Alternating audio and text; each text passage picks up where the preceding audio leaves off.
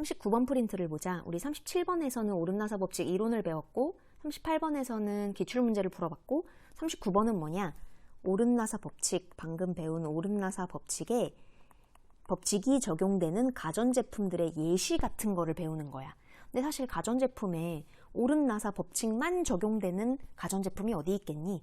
여러 가지 우리가 모르는 과학적 원리들이 한꺼번에 집약되어 있는 게 가전제품 아니겠어? 그런데 우리는 그 많은 제품 중에, 그 많은 전자기기 중에 오름나사 법칙이 조금이라도 이용되면은 한번 훑어보자 라는 거지. 이게 이전 교육과정에서는 없었던 단원이고 이번 교육과정에 오면서 하나 과학적 원리를 배우면 그것이 실생활에 어떻게 적용되는가가 바로 이번 그 전자기 단원에서 새롭게 추가된 부분이거든. 그래서 올해 수능이 새로운 교육과정의 첫 시험이니까 올해 수능에서도 뭔가 이 전자기에서 이 오름나사 법칙이 적용되는 예시에 대해서 좀 나오지 않을까라고 개인적으로 예상하고 있어. 우리는 그 이용 예시를 외우면 되는 거야. 자, 첫 번째 전자석이라고 적을까? 전자석이란 전류가 흐를 때 자석처럼 행동한다라는 거야. 우리가 알고 있는 자석이란 항상 자석이잖아. N극, S극 돼 있어서 이 자석은 본인의 자기적 성질을 잃을 때까지, 본인의 수명이 닿을 때까지 뭐 철가루를 뿌리면 이런 식으로 모양이 나타난다고. 그런데 전자석은 전류를 흘려보낼 때만 자석처럼 행동하는, 그래, 바로 우리가 배운 솔레노이드 같은 거지. 솔레노이드 자체가 바로 전자석이야. 근데 조금 다른 거는 솔레노이드는 전선 사이에 넣는 이 원통형의 기둥이 휴지심이어도 상관없고 뭐 사람 팔뚝이어도 상관없고 이랬는데 전자석에서는 무조건 코일 내부에 철심을 넣어. 철심. 왜 철심을 넣어야 되는지는 이따 40페이지에서 프린트 40번에서 알게 될 거야. 꼭 철을 끼워줘. 그래야만 우리는 전자석이라고 부르거든. 어쨌건 코일에 전류가 흐르면 자석의 성질을 갖게 되지. 지금 전류가 뒤에서 앞으로 이렇게 내려오는 방향으로 전류가 흐르니 손을 감아볼까? 그러면 오른쪽이 N극이 되지. 오른쪽이 자기장의 방향. 하나의 자석과 같은 역할, 오른쪽이 N극인 하나의 자석과 같은 역할을 하는데 얘를 전자석이라고 하는 거지. 전류가 흐를 때만 자석의 역할을 한다. 이게 바로 전자석이야. 그런데 철심을 안 끼우면 자기장이 별로 강하지 않거든? 근데 철심을 끼우면 자기장이 굉장히 강해져. 왜 그런지는 40번 프린트에서 알게 될 거야. 그래서 우리가 알아둬야 될 부분은 예시야. 전자석 기중기. 전류가 흐르면 자석의 성질이 나타나서 자석은 철을 달라붙게 하니까 전류가 흘러서 자석의 성질이 나타나면 고철이 달라붙고 전류가 안 흐르면 떨어지는, 그래서 전자석 기중기로 고철을 옮길 수 있는 이런 기계. 그 다음에 스피커 자기부상 열차 나왔는데 이 스피커가 좀 자세하게 나와 있는 그 구조가 있어서 뒷장에 한번 수능 특강 한번 문제 풀어볼까? 수능 특강 07번. 다음은 스피커에 대해 조사한 내용이래. 스피커가 어떻게 생겼냐면 이렇게 생겼어. 일단 자석이 들어가. 여기 자석은 전류가 흘렀을 때 자석이 되는 그런 전자석이 아닌 그냥 영구 자석이야. 영구 자석. 원래부터 자석이네. 그런데 여기에 코일을 감아. 얘가 바로, 이 부분이 바로 전자석이지. 전자석.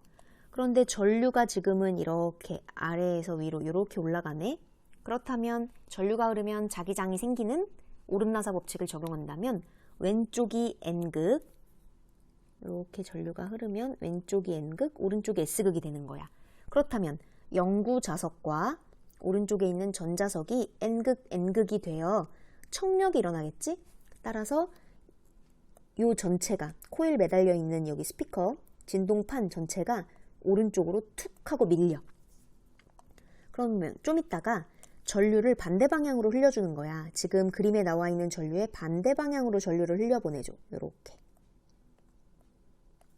그러면 손 감아볼까? 어디가 N극이 되니? 저쪽이 N극, 왼쪽이 S극이 돼. 그렇다면 영구자석과 전자석은 인력이 발생해서 얘가 요 전체 판이 왼쪽으로 척 하고 붙게 되는 거야.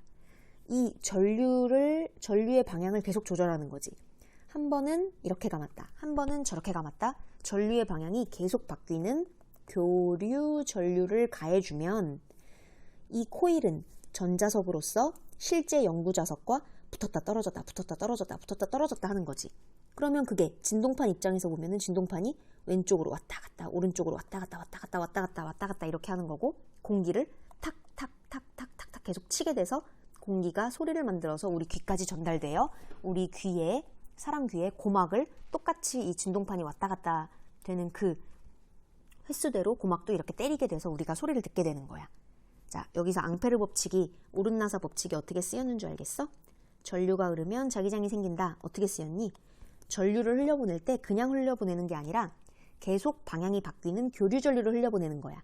그러면 한 번은 영구자석과 청력, 한 번은 영구자석과 인력.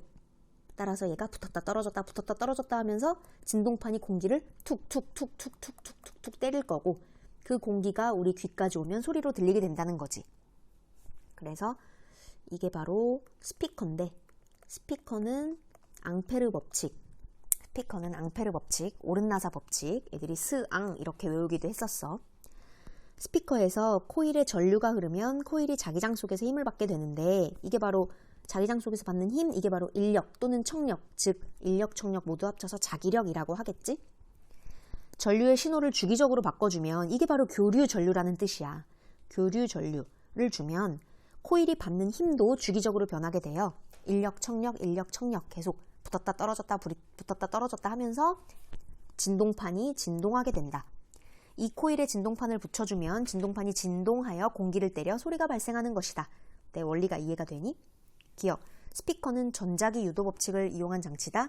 전자기 유도 법칙은 우리 아직 안 배웠는데, 우리가 지금 배운 오른나사 법칙, 앙페르 법칙은 전류가 흘렀을 때 자기장이 생기는 거잖아.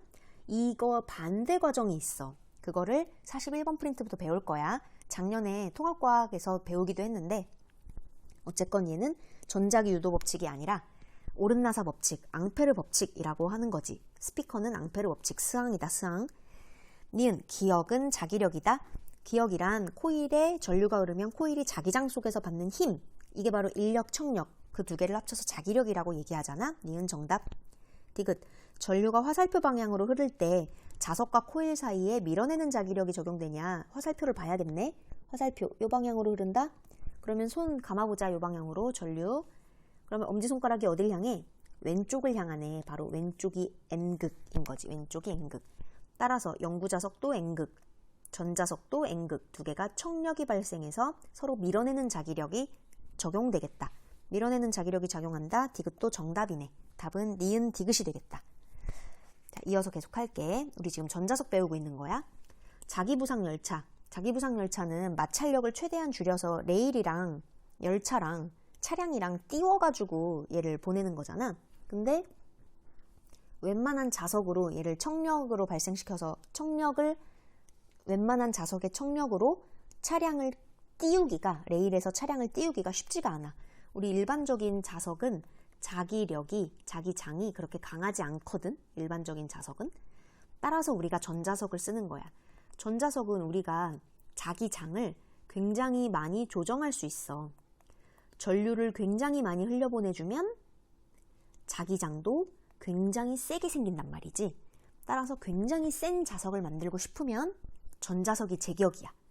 차량을 띄울 정도의 힘이 필요한 자기부상 열차에서는 굉장히 큰 자기장이 필요하고, 그러려면 큰 전류를 흘려보내야만 하는 전자석이 제격이거든.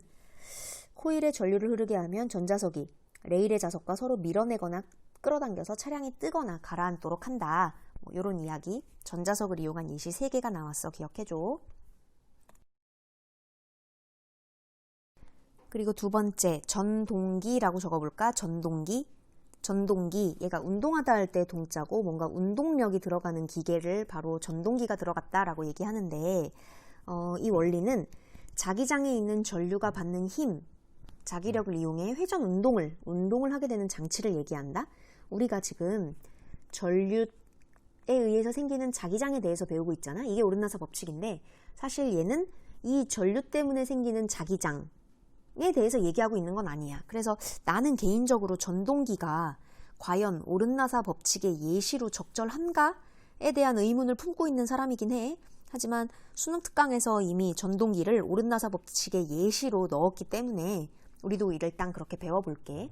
얘는 전류가 흘렀을 때 이 전류 때문에 생기는 자기장은 아니고, 전류가 있긴 있어. 전류가 흐르는 곳이야. 그리고 자기장도 있어. 그런데 이 전류 때문에 생기는 오른나사 법칙으로 생기는 그 자기장은 아니고, 이 자기장도 원래 있는 자기장이야. 전류 따로 자기장 따로 있어.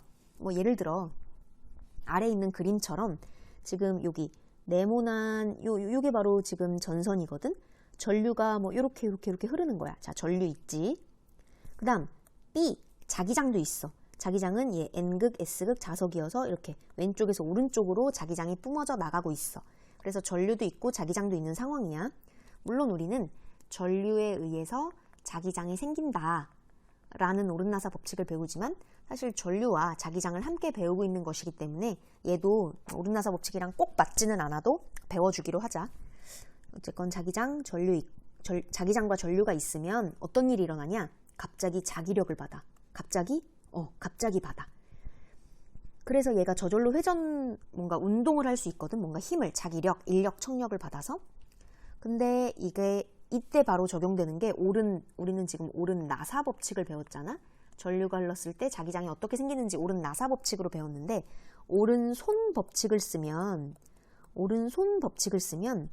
얘가 전류가 흐르고 자기장이 있으면, 전류와 자기장이 두 개가 동시에 있으면 자기력이 생긴다. 이 방향을 알 수 있게 돼. 오른손. 다들 오른손을 펴볼래? 빳빳하게. 오른손을 필 때 주의해야 하는 건 이 손바닥을 빳빳이 펴야 되고, 엄지손가락과 여기 부분을 90도가 되도록 정확하게 펴야 돼.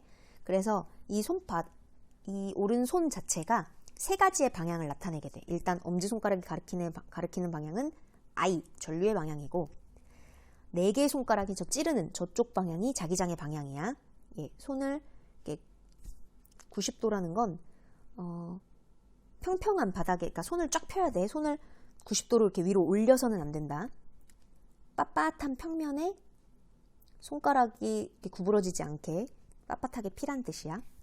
그 다음 손바닥면이 향하고 있는 방향, 그게 바로 자기력의 방향이거든. 자기력의 방향. 한번 방향을 찾을 수 있나 볼게.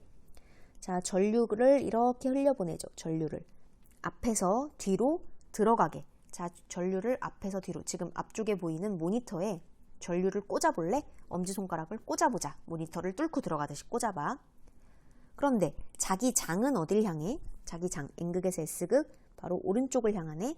네 개의 손가락은 왼쪽에서 오른쪽을 향하게 한번 손을 세팅해 볼래? 그러면 아마 이렇게 될걸? 자, 여기가 엄지, 나머지 네 개 손가락은 이렇게, 여기가 손등이 되는 거지. 그러면 손바닥이 어딜 향하니? 바닥 쪽을 향하지, 바닥 쪽을. 그 바닥 쪽 향하는 게 바로 자기력이야. 이쪽으로 힘을 받아. 그래서 신기하게 전류가 흐르고 자기장이 존재한다면 그것 때문에 자기력, 뭔가 힘을 받아서 움직인다는 얘기지. 따라서 내가 지금 그리고 있는 요 회로는 전류를 흘려주기만 하면 자기장에 의해서 자기력이 생겨서 아래쪽으로 저절로 움직이게 돼. 자, 그러면 다른 쪽도 한번 연습해 볼게. 자, 이번엔 여기 반대쪽, 이쪽은 전류가 이렇게 흐른단 말이지.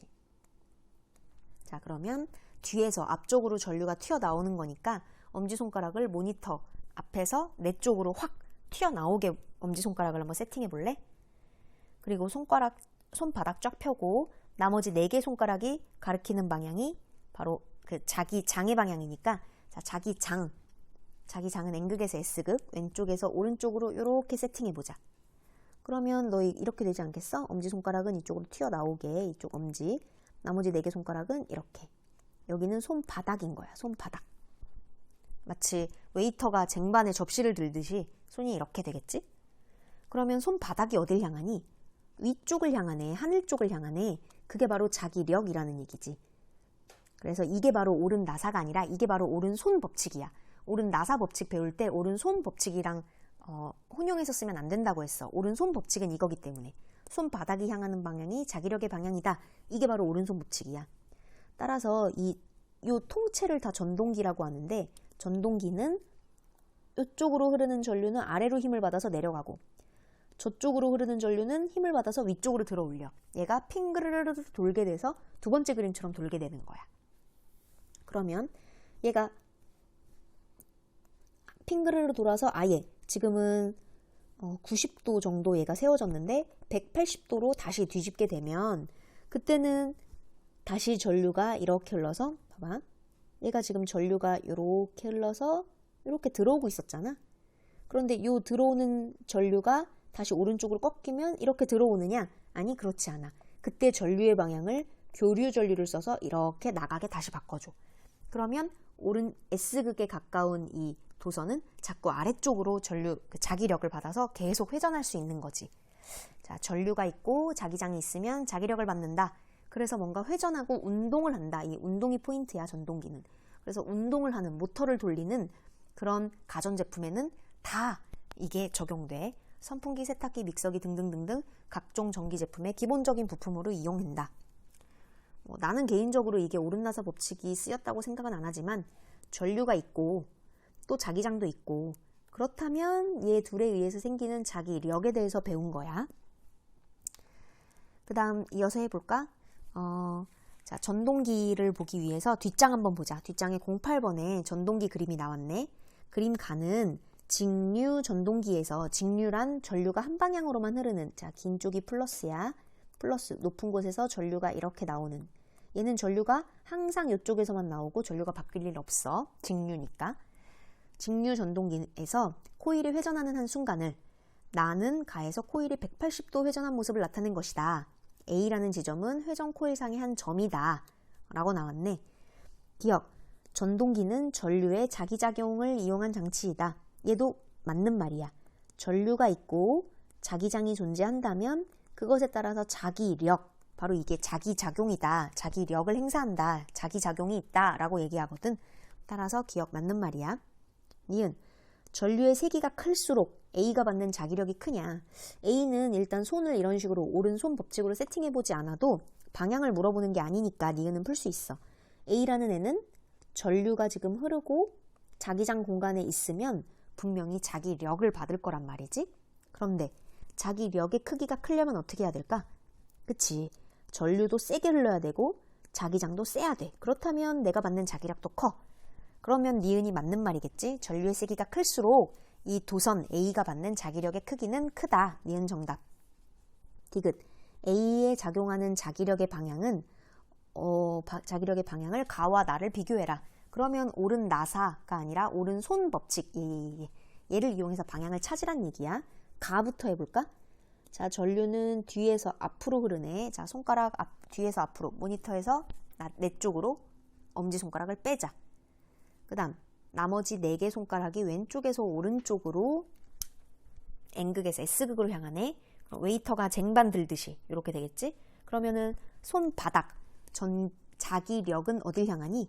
옳지, 위쪽을 향하지. 자기력은 위쪽을 향해, 가에서. 그러면 나 볼래? 나에서는 전류가 이렇게 흐르네. 아, 전류가 앞에서 안쪽으로, 모니터 쪽으로 들어가. 엄지손가락을 들어가게 세팅해줘. 그리고 N극에서 S극으로 자기장이 가고 있으니까 나머지 4개 손가락은 오른쪽으로 향하게 해줘. 그러면 손바닥이 어딜 향하니? 아래쪽을 향하지. 아래쪽, 바닥 쪽을 향하지. 이게 바로 자기력이야. 따라서 디귿, A에 작용하는 자기력의 방향은 가에서는 하늘 쪽이고 나에서는 바닥 쪽이다. 두 개가 같지 않겠네. 그래서 답은 디귿은 틀려. 기억, 니은이 답이겠다. 자, 마지막. 그리고 오른 나사 법칙이 쓰인 그 외에 보자. 얘는 자기공명 영상장치 MRI라고 하고, 하드디스크 HDD라고 하고, 토카막, 얘도 영 단어 자체거든. 얘네 3개에 대해서 배울게. 사실 얘네 3개는 이전 교육과정에서도 나왔었어. 그래서 오히려 지금보다 더 자세히 배웠었거든. 자기공명 영상장치는 사람이 여기 들어가. 그런데 사람 몸에 자석을 대면, N극, S극 자석을 대면은 우리 몸이 반응하거든? 왜 반응하는지는 40번 프린트에서 배우게 돼. 우리 몸은 자석에 무조건 반응해. 우리 몸을 구성하고 있는 원자 하나하나가 사실은 조그만한 자석들이기 때문에 강한 자기장을 들이대면 우리 몸에 있는 그 자석들도 착착착착착 배열을 한단 말이지. 그런데 이게 정상인의 배열 상태랑 아픈 사람의 배열 상태가 달라. 그래서 그걸 탐구하는 게, 간단히 얘기하면 그걸 탐구하는 게 자기공명 영상장치란 말이야. 그러면 우리 몸에 자석을 댈 때 웬만한 이런 영구 자석, 천연 자석을 대면 우리 몸이 반응을 안 해. 너무 자기력이 약하기 때문에. 따라서 엄청나게 강한 자석을 대줘야 하고, 그러려면은 전류를 굉장히 많이 흘려보내서 강한 자기장, 강한 자석을 만들어서 우리 몸에 대줘야 우리 몸이 겨우겨우 반응하거든. 그 얘기를 하고 있는 거야. 코일에 전류가 흐를 때 생기는 강한 자기장을 이용해서 인체 내부의 어떤 영상을 얻는다. 그 다음 하드디스크가 있는데, 이 하드디스크는 사실 옛날 얘기고 요즘에는 SSD라고 좀 전기식으로 하는데, 이때는 좀 자기식, 자기 쪽, 전류가 흐를 때 생기는 자기장으로 컴퓨터를 만들었던 게 HDD라고 조금 옛날 방식이지. 지금도 HDD 방식의 컴퓨터가 나오긴 해. 근데 되게 싸. 한번 네이버 쇼핑에 찾아봐. HDD라고 치면은 사실 하드디스크는 요즘에 되게 싸. 근데 SSD는 약간 USB, SD카드, 약간 요쪽, 요즘에 좀 새로 나온 쪽, 이게 SSD 방식인데, HDD 방식은 조금 더 오래되었지. 얘는 헤드라는 곳에 코일이 감겨 있고 거기에 전류를 흘려보내면 그 주변에 자기장이 생길 거 아니야? 그 자기장을 플래터라는 곳에다가 묻혀. 이따가 자세히 보여줄게. 마지막 문제에 있어. 자, 그리고 토카막. 토카막이라는 곳은 핵 융합에 쓰이는 건데, 핵 융합. 핵은 플러스잖아? 그런데 이 플러스와 플러스끼리 합치려면 굉장한 척력, 반발력 때문에 잘 융합하지 못해. 이때 제대로 이 척력을 이겨내고 융합해 주려면 엄청나게 센 자기장, 자기장이 필요하거든. 엄청 강한 자기장. 근데 엄청 강한 자기장이 우리한테 어딨냔 말이야. 바로 전류를 많이 흘려보내면 자기장이 많이 생기고, 이 큰 자기장으로 토카막 안에서 핵 융합을 한다. 이런 뜻이야. 도넛 모양의 장치로 뭔가 원자를 플라즈마 상태로, 이온 상태랑 비슷한 상태거든. 이온 상태로 돼서 핵 융합을 할 수 있다. 이런 간단한 정도만 알아두면 돼. 마지막 문제 풀어보자. 이게 하드디스크에 대한 문제인데, 오히려 이전교육과정에서는 하드디스크를 굉장히 꼼꼼하게 배웠는데 여기서는 뭔가 다른 예시들을 한꺼번에 배우면서 좀 가벼워진 느낌이야. 그래도 수능 특강에 나온 문제는 풀 수 있을 정도로 하고 가자. 일단 이름을 알아야 돼. 플래터라는 데가 있고 헤드라는 데가 있거든. 플래터는 플랫이 뭐니? 우리 왜 신발 같은 거 플랫 슈즈라고 할 때 플랫, 편편한, 빤빤한, 이렇게 평평한, 낮은 굽을 얘기하는 거 아니겠어? 플래터란 여기 이렇게 누워있는 이 통째가 플래터야. 밴드처럼 생겼지? 바닥에 바짝, 납작 엎드려 있는 게 플래터야, 플래터. 헤드는 뭐냐? 헤드는 머리잖아? 머리? 이 머리에 어느 정보를 입력해서 플래터에다가 그 정보를 입력하는 거야. 입력. 헤드에 정보를 주면 그걸 플래터에 입력하는 거야. 그때 여기 위에 코일이 달려 있어. 여기에 달려있는 코일이 전류가 흐를 때 자기장을 만드는 오른나사 법칙이 쓰이거든. 그래서 HDD, 하드디스크에서 어느 부분에서 오른나사 법칙이 쓰였냐? 플래터에는 안 쓰여. 헤드에 쓰이는 거야, 헤드에. 헤드에 정보를 제공할 때 어떻게 쓰이는지 봐봐. 자, 코일에 전류를 흘려보내 볼게. 전류가 이렇게 흐른다고 해볼까? 그럼 손 감아봐. 저쪽이 N극, 이쪽이 S극이지? 따라서 이 헤드가 그대로 이어져서 이쪽이 N극, 이쪽이 S극이 되는 거야. 따라서 플래터에 왼쪽이 N극, 오른쪽이 S극을 정보를 묻히는 거야. 근데 이 플래터가 가만히 있지 않고 이동해.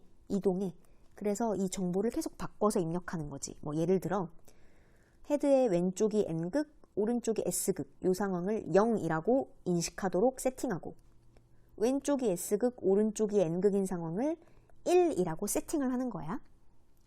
우리는 0과 1로만 세팅하면은 모든 것을 표현할 수 있거든, 디지털에서는. 따라서 코일에 흐르는 전류의 방향을 마구 바꾸는 거지. 한 번은 전류가 요렇게 흐르게 해.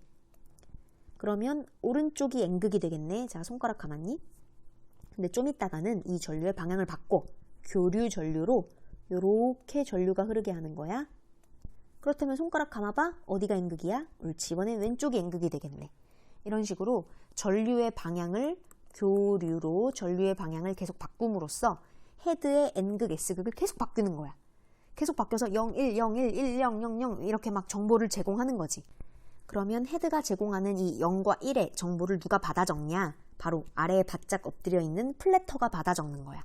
플래터가 그래서 보면은 이동 방향이 이쪽이니까 여기 A 부분, 동그라미 A 부분부터 지금 정보를 받아 적고 있는 거거든. 오른쪽이 N극이었다가 또 그 다음 오른쪽이 또 N극이었다가 그 다음 보면 또 바뀐다. 왼쪽이 N극이었다가 다시 오른쪽이 N극이었다가 뭐 이런 식으로 얘가 0이라면 0, 0, 1, 0 이런 식으로 받아 적고 있는 거야. 이해돼? 헤드가 정보를 주는 쪽이고 플래터가 정보를 기억하고 기록하는 쪽인데 그 중에 헤드에서 코일에 전류가 흘렀을 때 뭔가 N극, S극 자기장이 만들어내지는 여기 이 부분이 바로 옳은 나사 법칙이 쓰였다는 거지. 그때 그러면 여기 누워있는 이 플래터는 어떠한 물질이어야 되냐면 정보를 줬을 때 그거를 기억하고 기록하고 잊지 않아야 돼. 기억하고 기록하고 잊지 않아야 돼. 얘가 0, 0, 1, 0 이라는 걸 그대로 몸에 묻히고 있어야 돼. 얘가 이동한다고 해서 그걸 까먹으면 안 되는 거지. 이런 특성을 가진 물체들이 있거든. 그거를 40번 프린트에서 배울 거야. 그래서 A, 여기 플래터에 있는 이 A가 상자성체냐라고 물어봤는데 얘는 틀렸어. 강자성체라고 바꿔줘. 강자성체가 뭐고 상자성체가 뭔지 40번 프린트에 자연스럽게 배우게 될 거야. 얘는 강자성체여야만 정보를 기록하고 기억할 수 있거든. 정보를 기억하는 애는 강자성체다. 일단 그거만 기억을 하고 있어봐. 니은 하드디스크에 연결된 전원을 꺼도 정보가 사라지지 않는다. 얘도 맞는 말이야. 강자성체라는 정보를 기억하고 기록하는 물질을 애초에 플래터에 발라놓기 때문에 전원을 꺼도 저장된 정보는 사라지지 않아. 저장된 정보가 사라지면 이게 무슨 하드디스크의 역할을 하겠니? 기억 저장 장치로, 기록 장치로 쓰일 수 없겠지. 디귿. A와 B 사이에 정보가 저장되는 동안 A와 B는 어디냐면 여기 흐리게 나왔는데 이 부분이다. A와 B 사이에 정보가 저장되고 기록되는 동안 코일에 흐르는 전류의 방향은 변하지 않는다? 아니야. 지금 보면은 A 쪽에는 오른쪽이 N극이었다가 갑자기 중간에 바뀌지. 오른쪽이 S극으로. 또 다시 오른쪽이 N극으로 바뀌어. 이건 어떻게 바꿀 수 있었냐? 코일에 교류 전류를 흘러서 전류의 방향을 왔다 갔다 바꿔. 그렇다면 헤드의 N극, S극이 위치가 바뀌면서 플래터에 묻어나는 그 자기장도 방향이 바뀌는 거거든. 그래서 0 또는 1로 표현하는 거거든. 따라서 지금 기록된 꼴을 보니 다 똑같은 꼴이 아니라 중간에 하나가 바뀌었지. 세 번째는 오른쪽이 S극으로 바뀌었잖아. 따라서 전류의 방향이 한 번은 바뀌었다라고 얘기하는 게 맞아. 전류의 방향은 변하지 않는다. 디귿은 틀렸네. 여기까지가 39번 프린트입니다.